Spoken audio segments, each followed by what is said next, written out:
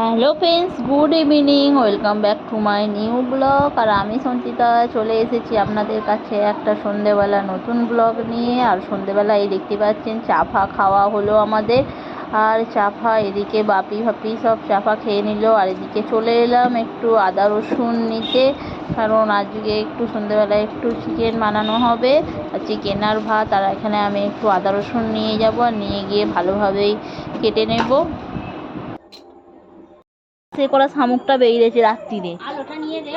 হ্যাঁ, আলোটা নিয়ে লাইটটা নিয়ে আয় না। আমি না না, একটাই।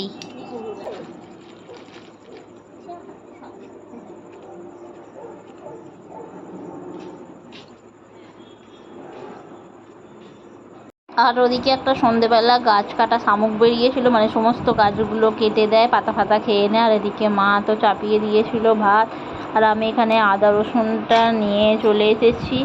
আর এই দেখুন, আদা রসুনটা ভালোভাবে কেটে নেব সরু সরু করে, কারণ এটা আর ভাল লাগছে না গরমেতে একদম পাততে।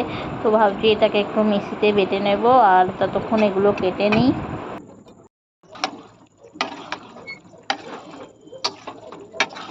ও, তো সমস্ত কুটে বেটে মাংসটা মা চাপিয়ে দিল। আর এই দেখতে পাচ্ছেন মাংসের মধ্যে একটু আলু দিয়ে দিয়েছে।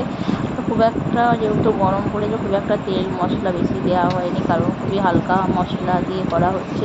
আর এমনি তেল মশলা খাওয়াও খুব একটা শরীরের পক্ষে মানে ভালোও নয়, তার জন্য বেশি দেয়নি। তো মাংসটা রেডি হয়ে গেছে, আর নিয়ে চলে এসেছি এখানে। ভাত আর মাংস রেডি। আর রাত্রে এবার আমরা সবাই মিলে খাবো। আর এখানে সব তো এরা খেতে বসে পড়েছে, আর আমরাও এই দেখুন খাবো। এই দেখুন, মাংসটা বেশ দেখতে বেশ ভালোই হয়েছে, তেলটা বেশ হালকা উপরে ভেসে ভেসে উঠেছে।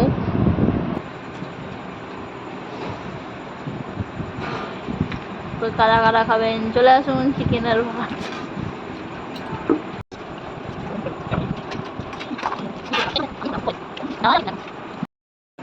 এই মেতে খাচ্ছি আমি।